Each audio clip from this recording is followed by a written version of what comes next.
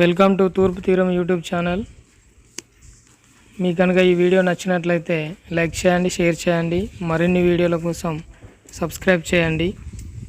ఈ క్లాస్లో మనం భారతదేశంలోని ముస్లిం పాలకుల్లో గొప్ప చక్రవర్తిగా పేరు పొందిన షేర్ షా గురించి తెలుసుకుందాము.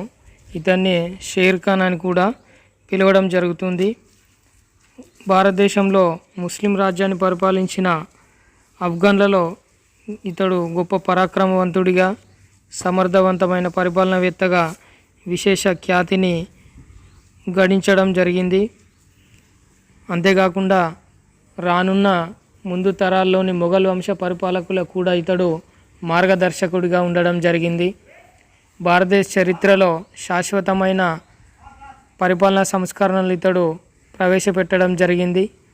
రానున్న తరాలకు ఇతడు ఆదర్శవంత నాయకుడిగా, సమర్థవంతుడైన చక్రవర్తిగా ప్రజలకు పరిపాలన అనేది అందించడం జరిగింది. ఇప్పుడు ఈ షేర్ షా యొక్క పూర్వాపరాల గురించి తెలుసుకుందాము. షేర్ షా యొక్క పూర్వీకులు ఆఫ్ఘనిస్తాన్లోని రోహి అనే ప్రాంతానికి చెందినవారు. వీరి యొక్క తాత గుర్రాల వ్యాపారం చేసేవాడు. ఇతడే ఇబ్రహీం ఖాన్ సూర్. ఇతడు ఉపాధిని వెతుక్కుంటూ భారతదేశానికి వలస వచ్చి ఇస్సార్ ఫిరోజా రాష్ట్రం యొక్క జాగీర్దార్ అయిన జమాల్ ఖాన్ వద్ద సైనికుడిగా చేరడం జరిగింది. తర్వాత ఇతని యొక్క కుమారుడైన హసన్ ఖాన్ జమాల్ ఖాన్ సేనలో సైనికుడిగా చేరి యజమాని యొక్క విశ్వాసాన్ని చూరగొనడం జరిగింది. షేర్ షా యొక్క అసలు పేరు ఫరీద్. ఇతడు క్రీశకం 1472 సంవత్సరంలో బజ్వారా, పంజాబ్లో జన్మించడం జరిగింది. ఇతడు చిన్నతనంలో అనేక కష్ట నష్టాలు ఎదుర్కోవడం జరిగింది. తల్లిదండ్రుల ప్రేమను పొందలేకపోవడం జరిగింది. చివరికి తండ్రితో గొడవపడి తన 22వ ఏట ఇల్లు వదిలి జాన్పూర్ పాలకుడైన జమాల్ ఖాన్ సేవలో చేరడం జరిగింది. ఇక్కడే యువకుడైన షేర్ షా సూర్ అరబిక్, పర్షియన్ భాషలు నేర్చుకున్నాడు. గతరాజుల జీవిత చరిత్రలను చదివాడు. జమాల్ ఖాన్ కుమారుడు ఫరీద్ అతని తండ్రి హసన్ ఖాన్ల మధ్య సయోధ్య చేకూర్చడం జరిగింది. ఆ తర్వాత ఫరీద్ అతని తండ్రి జాగీర్ అయిన సస్రాం, బీహార్లోని షాబాద్ జిల్లాలోని కవాస్పూర్లకు ఉపజాగీర్దార్గా విధులు నిర్వహించి అక్కడి ప్రజల సర్వతోముఖాభివృద్ధికి కృషి చేయడం జరిగింది. ఫరీద్ సాధించిన విజయం అతని తల్లిదండ్రుల ప్రశంసలు పొందలేదు. పైగా అతడు వారి కుట్రల వల్ల తన ఉద్యోగాన్ని కూడా కోల్పోవడం జరిగింది. ఎందుకంటే ఇతని యొక్క తండ్రికి ఎంతోమంది భార్యలు ఉండడం వల్ల ఆ మిగతా భార్యల కుమారులు అంటే అతనికి ఎక్కువగా ప్రేమ ఉండేది. ఇతని పైన ఎక్కువగా ప్రేమ ఉండకపోతుండే. అందుకే అతని యొక్క అభిమానానికి ఇతడు పాత్రుడు కాలేకపోయినాడు. క్రీశకం 1520 నాటికి ఫరీద్ ఢిల్లీ సుల్తాన్ అయిన ఇబ్రహీం లోడి సేవలో చేరడం జరిగింది. దౌలత్ ఖాన్ లోడి ఫరీద్కు ఇబ్రహీం లోడి వద్ద ఉద్యోగం ఇప్పించడంలో సాయం చేశాడు. ఈ ఫరీద్ తండ్రి హసన్ ఖాన్ క్రీశకం 1520లో మరణించగా ఇబ్రహీం లోడి ఫరీద్ను తండ్రి గారి జాగీర్కు అధిపతిగా నియమించడం జరిగింది. ఈసారి ఫరీద్కు సవతి సోదరుడైన సులేమాన్ అడ్డుపడినందువల్ల ఇతడు తన ఉద్యోగాన్ని కోల్పోవడం జరిగింది. చివరికి 1523-24 నాటికి ఫరీద్ దక్షిణ బీహార్ చేరి దాని పాలకుడైన సుల్తాన్ మహమ్మద్ను ఆశ్రయించాడు. ఇతడు లోహని వంశస్థుడు. ఇతనికే బహర్ ఖాన్ అనే పేరుంది. బహర్ ఖాన్ కుమారుడైన యువరాజు జలాల్ ఖాన్కు ఈ యొక్క ఫరీద్ అధ్యాపకుడుగా పనిచేయడం జరిగింది. ఒకనాడు అడవిలో వేట సందర్భంగా సుల్తాన్ బహర్ ఖాన్ వెంటనే ఉన్న ఫరీద్ పులిదాడి నుండి సుల్తాన్ ప్రాణాలు రక్షించాడు. సుల్తాన్ అతని ధైర్య సాహసాలకు మెచ్చి ఫరీద్కు ఒక బిరుదు ఇవ్వడం జరిగింది. అదే షేర్ ఖాన్ అనే బిరుదుతో సత్కరించడం జరిగింది. మొదటి పాన్పట్ యుద్ధంలో బాబర్ విజయం సాధించిన తర్వాత జరిగిన పరిణామాల ఫలితంగా ఈ యొక్క షేర్ ఖాన్ మరోసారి తన ఉద్యోగం కోల్పోవడం జరిగింది. బాబర్ సేవలో కొంతకాలం పనిచేసిన షేర్ ఖాన్ మరొకసారి క్రీశకం 1527లో బహర్ ఖాన్ లోహని సేవలో చేరాడు. 1528లో ఈ యొక్క లోహని మరణించాడు. అతని యొక్క భార్య ఈ యొక్క షేర్ ఖాన్ను తన కుమారుడైన జలాల్ ఖాన్ డిప్యూటీ అధికారిగా నియమించింది. ఈ పరిస్థితుల్లో షేర్ ఖాన్ తన వర్గాన్ని పెంచుకొని దక్షిణ బీహార్లో తన అధికారాన్ని నెలకొల్పినాడు. 1529లో బెంగాల్ పాలకుడైన నస్రత్ ఖాన్ దక్షిణ బీహార్పై దండెత్తగా షేర్ ఖాన్ అతన్ని ఓడించి లోహని సర్దారులు పన్నిన కుట్రను భగ్నం చేయడం, షేర్షా దాడికి భయపడిన లోహని సర్దారులు జలాల్ ఖాన్తో సహా బెంగాల్ వదిలి పారిపోవడం, ఈ రకంగా 1530 నాటికి షేర్ ఖాన్ దక్షిణ బీహార్ అధిపతిగా నిలదొక్కుకోవడం జరిగింది. ఈ రకంగా చిన్నప్పటి నుండి ఎన్నో కష్ట నష్టాలకి ఓర్చుకొని తన తండ్రి యొక్క ప్రేమను పొందలేక అనేక పరిణామాలకి గురైన ఈ యొక్క షేర్ ఖాన్ తన యొక్క తెలివితో, సమర్థవంతమైన ఆలోచన వ్యూహంతో ఒక చిన్న ప్రాంతాన్ని తన అధికారం కిందికి తెచ్చుకున్నాడు. ఈ సందర్భంలో మొఘల్ సామ్రాజ్యాన్ని బాబర్ యొక్క వారసుడైన హుమాయూన్ పరిపాలిస్తుండేవాడు. ఈ రకంగా షేర్ ఖాన్ తన రాజ్యాన్ని విస్తరించే వ్యూహంతో మొఘల్ సామ్రాజ్యం యొక్క సరిహద్దులపై దండయాత్రలు చేసి ఆక్రమించడం మొదలుపెట్టినాడు. ఈ రకంగా హుమాయూన్కి మరియు షేర్ ఖాన్ మధ్య 3 యుద్ధాలు జరుగుతాయి. అవే చునార్ యుద్ధము, చౌసా యుద్ధము, కనౌజ్ యుద్ధము. ఈ కనౌజ్ యుద్ధంలో హుమాయూన్ సేనలు షేర్షా యొక్క యుద్ధ పటిమ, యుద్ధ వ్యూహ రచన ముందు పరాజయం పొందడం జరిగింది. హుమాయూన్ వ్యక్తిగత బలహీనత కాకుండా అనేక ఇతర అంశాలు అతని పతనానికి కారణమైనాయి. కనౌజ్ యుద్ధంలో పరాజయం పాలై తన రాజ్యాన్ని సర్వస్వం కోల్పోవడం జరిగింది హుమాయూన్. దీంతో ఈ యొక్క షేర్ ఖాన్ ఢిల్లీ రాజ్యం పైన సూర్వంశ అధికారాన్ని స్థాపించి తన పేరును షేర్ షాగా మార్చుకొని నూతన పరిపాలనా శకాన్ని ప్రారంభించడం జరిగింది. 1540 నుండి 1545 మధ్యకాలంలో షేర్ షా ఢిల్లీ దాని పరిసర ప్రాంతాలను పరిపాలించడం జరిగింది.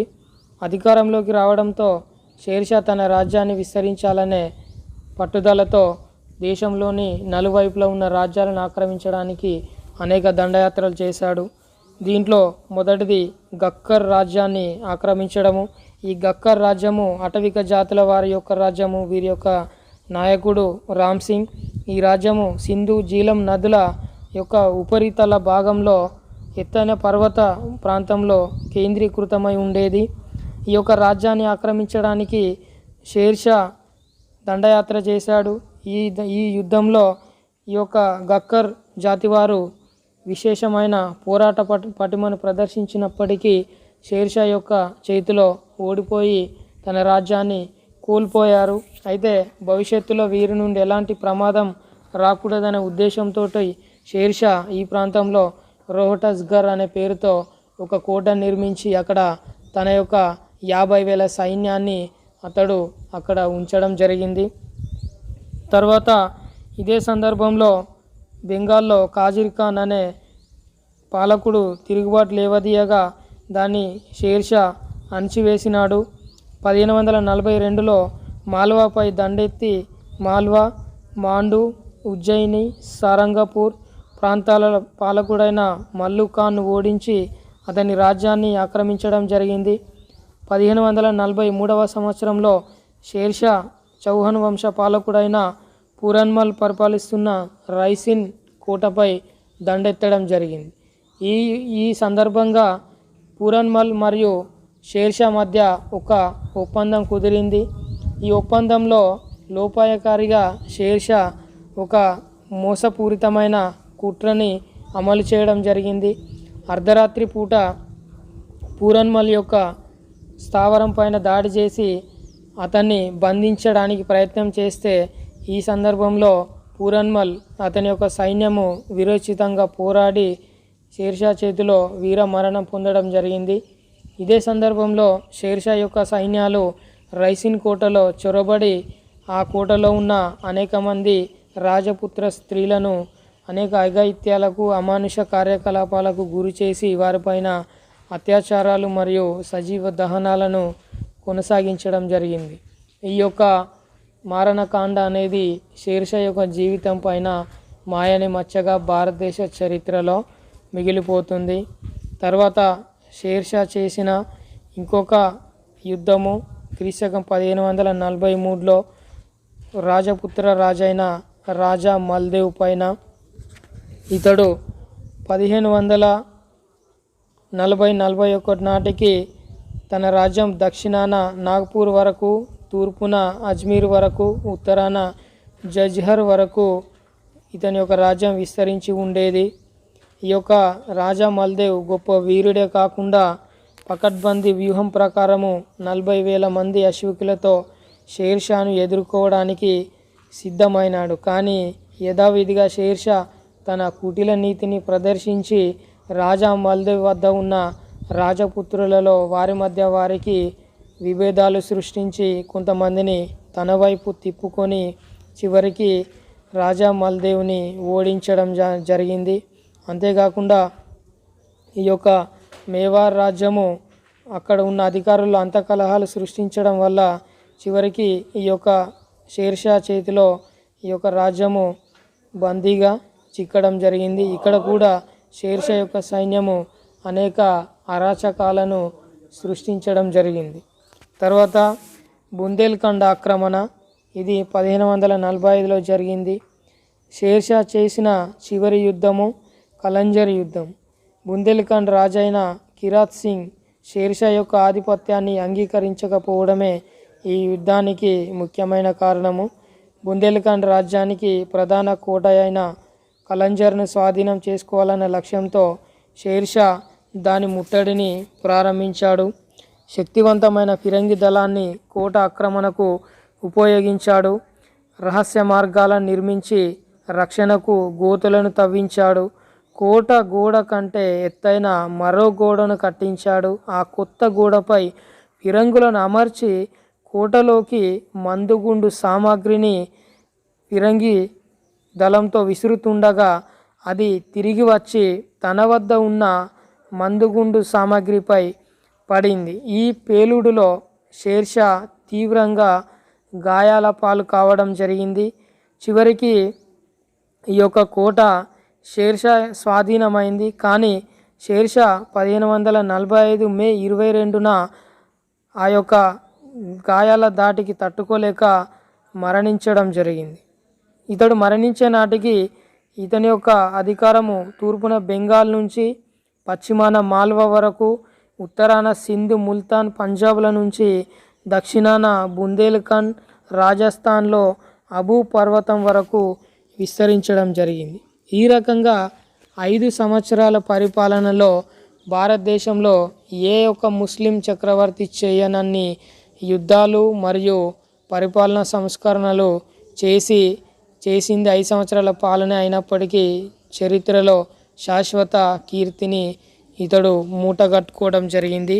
ఇప్పుడు ఇతనికి గొప్ప పేరు ప్రతిష్టలు తీసుకువచ్చిన పరిపాలన సంస్కరణల గురించి తెలుసుకుందాం. ఇతనికి పేరు తెచ్చింది ఇతడు చేసిన యుద్ధాలు కాదు, ఇతడు ప్రవేశపెట్టిన పరిపాలన సంస్కరణలు మాత్రమే.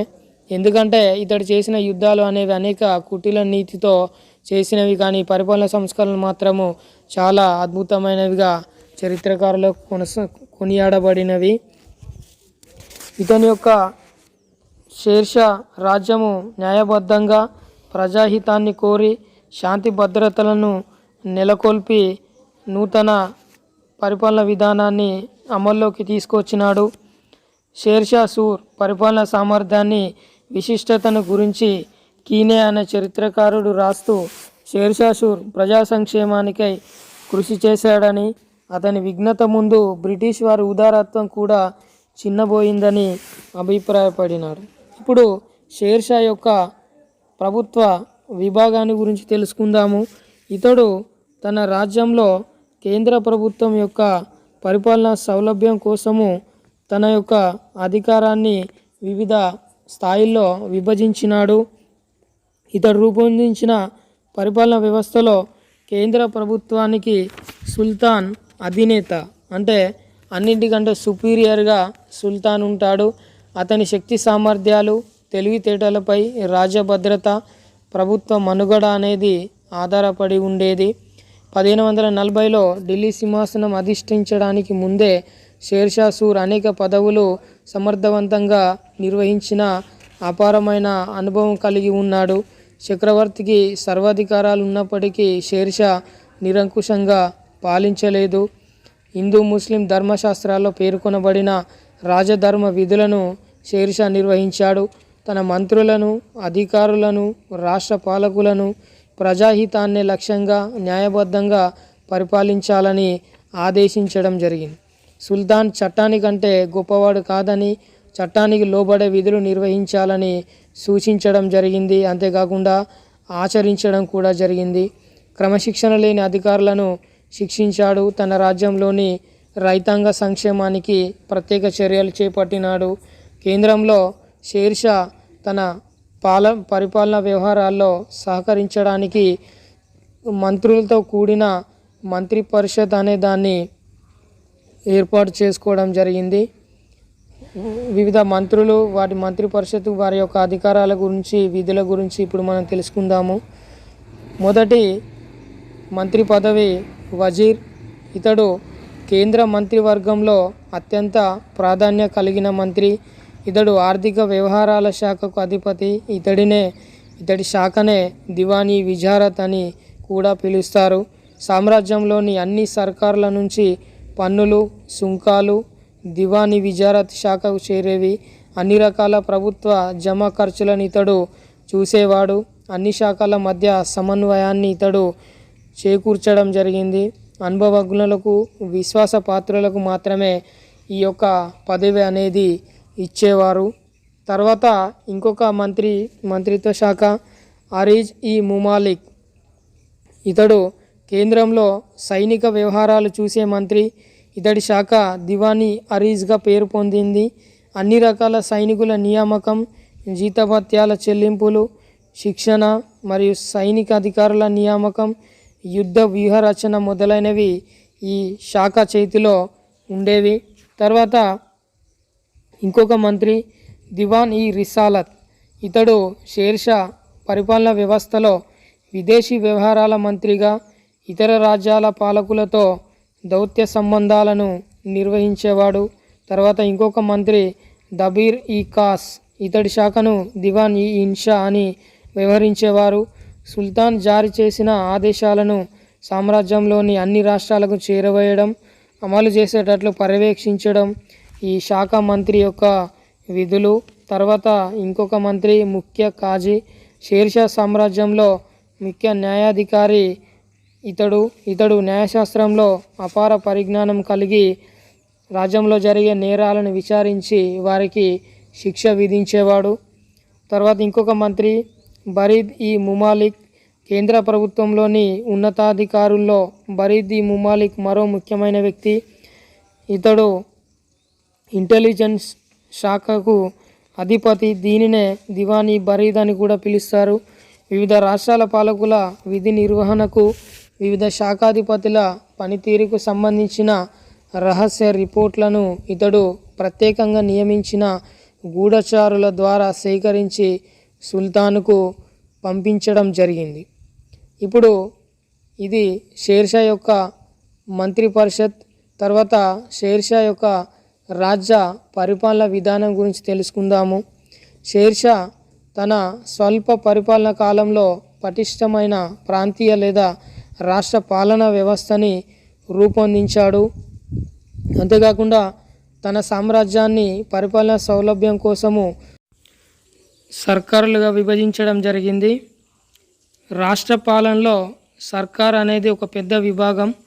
సుల్తాన్ సర్కార్ పరిపాలన నిర్వహించే బాధ్యతను షిక్దారన్ అనే ఉన్నతాధికారికి అప్పగించడం జరిగింది. కొన్ని పరగణాలను కలిపి సర్కారును ఏర్పాటు చేశాడు. కొందరు చరిత్రకారుల దృష్టిలో షేర్షా సామ్రాజ్యంలో సామంత రాజ్యాలను మినహాయించితే 65 సర్కారులు ఉండేవి. సర్కార్ స్థాయిలో శాంతి భద్రతలను కాపాడుట, ఇతరుల అధికారులపై పర్యవేక్షణ, షిక్దారన్ యొక్క విధి, రాజాజ్ఞల అమలు, జమీందారులను అదుపులో ఉంచడం మొదలగునవి ఇతర విధులు. సర్కార్ పరిపాలనలో మరో ముఖ్యమైన అధికారి మున్సిఫాన్. ఇతడు సర్కార్ స్థాయి న్యాయాధికారి. రెవెన్యూ తగాదాలను పరిష్కరించుట, అమీన్లను అదుపులో ఉంచడం ఇతని యొక్క విధులు. తర్వాత షేర్షా పరిపాలనలో రాష్ట్ర స్థాయిలో సర్కార్లను పరగణాలుగా విభజించడం జరిగింది. దీనికి ఎంతో ప్రాధాన్యత కలిగి ఉంది. కొన్ని వందల గ్రామాలను కలిపి పరగనా అనే విభాగాన్ని షేర్షా రూపొందించాడు. షేర్షా పరగనా పరిపాలన వ్యవహారాలు సమర్థవంతంగా నిర్వహించడానికై షిక్దార్, అమీన్, పోద్దార్, కానుంగో అనే 4 అధికారులను నియమించాడు. వీరిలో షిక్దార్ పరగనా యొక్క అతిపెద్ద అధికారి. ఇతడు శాంతి భద్రతలు పరిరక్షించేవాడు, సైన్యాన్ని పోషించేవాడు. అమీన్ పరగనా స్థాయి భూమి శిస్తు, భూమి రికార్డులు, భూమి శిస్తు నిర్ణయం మొదలగు బాధ్యతలు నిర్వహించే అధికారి. పోద్దార్ పరగనా స్థాయి కోశాధికారి. పరగనాలో వసూలు చేసిన ధన ధాన్యాగారాలపై ఇతని అధికారం ఉండేది. తర్వాత ఇంకొక అధికారి అయిన కానుంగో భూమి శిస్తు వసూలు చేయడంలో రెవెన్యూ అధికారులు సమర్థవంతంగా పనిచేసేటట్లు పర్యవేక్షించుట, రైతాంగాన్ని రెవెన్యూ అధికారుల నిరంకుశ వైఖరి నుంచి రక్షించుట, ప్రభుత్వ ఖజానాకు చేరవలసిన ప్రతి పైసాను సకాలంలో చేరేటట్లు విధులు నిర్వహించుట ఇతని యొక్క విధులు. పరగనా స్థాయిలో సుల్తానుకు, ప్రజలకు, రైతులకు మధ్య వారధిగా ఈ కానుంగో విధులు నిర్వహించేవాడు. తర్వాత పరగనాను చివరి పాలనా విభాగమైన గ్రామంగా విభజించాడు. షేర్షా గ్రామస్థాయిలో సమర్థవంతమైన పరిపాలన రూపొందించాడు. గ్రామ పెద్ద గ్రామ పరిపాలన వ్యవహారాల్లో ముఖ్య పాత్ర పోషించేవాడు. వారసత్వంగా వచ్చిన ఉద్యోగాలను కొనసాగించాడు. ప్రభుత్వాధికారులకు గ్రామంలోని గ్రామకరణం, చౌకీదారులు, పట్వారీలు సహకరించేటట్టుగా ఇతడు ఏర్పాట్లు చేశాడు. తర్వాత ఇతని యొక్క రెవెన్యూ సంస్కరణలు, భూమి శిస్తు విధానం గురించి తెలుసుకుందాము. షేర్షా యొక్క భూమి శిస్తు విధానం. షేర్షా రైతు సంక్షేమాన్ని దృష్టిలో పెట్టుకొని రూపొందించిన భూమి శిస్తు విధానం అతనికి చరిత్రలో శాశ్వత కీర్తిని సంపాదించి పెట్టింది. శాస్త్రీయంగా, ధర్మబద్ధంగా అతడు భూమి శిస్తును నిర్ణయించి వసూలు చేయించాడు, భూమిని సర్వే చేయించాడు. తన రెవెన్యూ అధికారులకు, మంత్రులకు ప్రత్యేక ఆదేశాలు ఇచ్చి రైతుల నుంచి ప్రత్యక్షంగా పన్ను వసూలు చేసే ఏర్పాట్లు చేయడం జరిగింది. వ్యవసాయ భూమిని బిగా అనే యూనిట్గా విభజించి భూమి దాని సారాన్ని బట్టి 3 రకాలుగా వర్గీకరించాడు. పండించిన పంటలో 1/3 వంతు భూమి శిస్తుగా వసూలు చేయించాడు. ఈ యొక్క 3 భాగాలు ఉత్తమ, మధ్యమ, అధమ అని తన భూమి యొక్క సారాన్ని బట్టి విభజించడం జరిగింది. శిస్తును ధన లేదా ధాన్య రూపంలో చెల్లించే వెసులుబాటు కల్పించాడు. జాగీర్దారీ వ్యవస్థను రద్దు చేసి రైతులకి భూమిపై హక్కును సూచించే పట్టాను ఇచ్చే పద్ధతిని ప్రారంభించాడు. ఇది షేర్షా రైతులకు చేసిన గొప్ప మేలు. ఈ యొక్క రైతుకు సంబంధించిన భూమి యొక్క వివరాలు, దాని విస్తీర్ణము, దాని యొక్క నెంబరు, అతని యొక్క పేరు, అతనికి సంబంధించిన వివరాలను ఒక పట్టాలో రాయించి రైతుకు ఈ యొక్క షేర్షా ఇవ్వడం జరిగింది. దీనినే భూమిపై అతని యొక్క హక్కుగా గుర్తించడం జరిగింది. ప్రభుత్వానికి ఏటా అతడు చెల్లించడానికి ఒప్పుకున్న భూమి శిస్తు వివరాలు దీనిలో పేర్కొనడం జరిగింది. ఇది చరిత్రలో గొప్ప సంస్కరణగా రైతుల యొక్క అధికారాన్ని మరియు భూమిపై ఉన్న వారి హక్కును కాపాడే రక్షణ వ్యవస్థగా ఈ పట్టాలిచ్చే విధానం అనేది షేర్షా పాలన కాలంలో కనిపిస్తుంది. తర్వాత షేర్షా కరెన్సీ సంస్కరణలు చేశాడు. షేర్షా నాణేల విషయంలో కొన్ని సంస్కరణలు ప్రవేశపెట్టాడు. ఇతడు ప్రవేశపెట్టిన కరెన్సీ సంస్కరణలు తర్వాత భారతదేశాన్ని పరిపాలించిన మొఘలులకు, ఈస్ట్ ఇండియా కంపెనీ వారికి మార్గదర్శకమైనాయి. ఇతడు 180 వరి గింజల బరువు గల వెండి రూపాయిని ముద్రించాడు. దీనిలో 175 గురిజల శుద్ధమైన వెండి ఉండేది. ఈ రూపాయి నేటి రూపాయికి ఆధారమైంది. దీన్నే ధామ్ అనే పేరుతో పిలిచేవారు. షేర్షా మిశ్రమ లోహపు నాణేలను రద్దు చేశాడు. బంగారం, వెండి, రాగి నాణేల విలువను నిర్ణయించాడు. ఇప్పుడు మనం మన భారతీయ కరెన్సీని ఏదైతే రూపాయి అని పేరు పెట్టి పిలుస్తున్నామో ఈ రూపాయి అనే పదం అనేది షేర్షా పరిపాలన కాలంలో ప్రవేశపెట్టిన కరెన్సీలో నుండే ఇప్పటి వరకు కొనసాగించడం జరుగుతుంది. ఇది ఒక గొప్ప సంస్కరణ. తర్వాత షేర్షా ప్రజాహిత కార్యక్రమాలు ప్రజాహిత సంస్కరణలు ప్రవేశపెట్టాడు. అవేంటో చూద్దాము. షేర్షా సూర్ ప్రజా సంక్షేమమే లక్ష్యంగా పరిపాలన చేశాడు. అనేక రహదారులను సరాయిలను నిర్మించాడు. ఇతడు నిర్మించిన రహదారుల్లో ప్రధానమైనవి బెంగాల్ నుంచి పంజాబ్, లాహోర్, ఢిల్లీ, ఆగ్రాలను కలిపే రహదారి, ఆగ్రా రెండవది, ఆగ్రా జోధ్పూర్ రహదారి, మూడవది లాహోర్ ముల్తాన్ వరకు కలిపే రహదారి. షేర్షా రహదారులను రెండు వైపులా బాటసారులు వర్తకుల కోసము 1000కి పైగా సత్రాలను కట్టించి వాటిని ఉపయోగించడం జరిగింది. ఈ సత్రాలలో నీటి వసతి ప్రధాన వసతులు కల్పించాడు. నీడను పండ్లను ఇచ్చే చెట్లను నాటించాడు. వీటినే సరాయులు అని పిలవడం జరిగింది. తర్వాత షేర్షా ప్రవేశపెట్టిన న్యాయ సంస్కరణలు. షేర్షా గొప్ప న్యాయాధిపతిగా కీర్తి గడించడం జరిగింది. ముఖ్య కాజీ వివిధ రకాల కేసులను చూసి విచారించి తీర్పు ఇచ్చేవాడు. న్యాయ వ్యవహారాల్లో కాజీకి మున్సిఫ్లు, సిక్దార్లు సహకరించేవారు. క్రిమినల్, సివిల్ కేసులను వేరువేరుగా పరిశీలించేవారు. క్రిమినల్ నేరాలు చేసిన వారిని కఠినంగా శిక్షించేవారు. ఈ శిక్షలు ఎలా ఉండేవి అంటే అంగవిచ్ఛేదనము, చేతి వేళ్ళు నరకడము, కొరడాలతో కొట్టించడము ఆనాటి ప్రధాన శిక్షలు. తర్వాత షేర్షా కాలంలోని పోలీస్ సంస్కరణల గురించి చూద్దాము. అబ్బాస్ ఖాన్ షేర్వానీ అనే చరిత్రకారుడు షేర్షా యొక్క పటిష్టమైన పోలీస్ వ్యవస్థను మెచ్చుకొని ఈ కాలంలో వర్తకులు, సామాన్య ప్రజలు తమ తమ సరుకులను ఆభరణాలను ధరించి మోసుకొని నిర్భయంగా ప్రయాణం సాగించేవారని తన రచనల్లో పేర్కొనడం జరిగింది. గ్రామ స్థాయిలో గ్రామ పెద్ద పోలీసు విధులు నిర్వహించేవాడు. ఇతని కాలంలో న్యాయ వ్యవస్థ అనేది పటిష్టంగా అమలు చేయడం వల్ల నేరాల శాతం అనేది తక్కువగా ఉండేది. షేర్షా అనేక నిర్మాణాలు చేయడం జరిగింది. వాటి గురించి తెలుసుకుందాము. షేర్షా తన పరిపాలన కాలంలో కొన్ని నిర్మాణాలు చేపట్టాడు. ఢిల్లీలోని పురాణ కిలా మరియు సస్రాంలోని కట్టడము. ఇక్కడ ఒక గొప్ప విషయం ఏంటంటే బీహార్లోని సస్రాంలో షేర్షా తాను బ్రతికి ఉన్నప్పుడే తన కోసము ఒక సమాధిని కూడా నిర్మించడం జరిగింది. ఈ సమాధి చుట్టూ నీటి కొలను ఏర్పాటు చేసి దాని మధ్యలో నిర్మించాడు. 4 వైపులా ఎటువైపు నుంచి చూసినా కూడా ఆ నీటిలో సమాన ప్రతిబింబం అనేది ఈ కట్టడం యొక్క నీడ అనేది కనిపిస్తూ ఉంటుంది.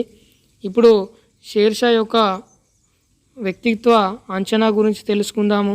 మధ్యయుగ భారతదేశ చరిత్రలో షేర్షా పరిపాలించిన 5 సంవత్సరాల స్వల్ప కాలానికి ఎంతో చారిత్రక ప్రాధాన్యత అనేది ఉంది. ఇతడు సమర్థుడైన నాయకుడు, సేనాధిపతి, పరిపాలనవేత్తగా ఎంతోమంది చరిత్రకారుల చేత అభివర్ణించడం జరిగింది. అంతేకాకుండా ఇతడు చేసిన సంస్కరణలు అనేవి ప్రజాభిరంజకంగా మరియు రానున్న తరాలకు మార్గదర్శకంగా మరియు చరిత్రలో శాశ్వత కీర్తిని ఇతనికి సాధించి పెట్టడం జరిగింది. చివరికి షేర్షా క్రీశకం 1545లో మరణించిన తర్వాత అతని వారసుల్లో చాలామంది అసమర్థ కావడం వలన క్రీశకం 1555లో గతంలో షేర్షాకు తన సామ్రాజ్యాన్ని కోల్పోయిన హుమాయూన్ పర్షియాకి వెళ్ళి ఆ పర్షియా యొక్క పాలకుడైన షాతమ్మస్ సహాయంతో తిరిగి తన రాజ్యాన్ని దక్కించుకోవడానికి ఈ యొక్క షేర్షా వారసుడైన సికిందర్ సూర్ పైన క్రీశకం 1555లో యుద్ధం చేయడం జరిగింది. ఈ యొక్క యుద్ధంలో షేర్షా యొక్క వారసులు ఓడిపోయి తమ రాజ్యాన్ని హుమాయూన్కి కోల్పోవడం జరిగింది. దీంతో 1555లో మొఘల్ సామ్రాజ్యం అనేది పునఃప్రతిష్ఠించడం జరిగింది.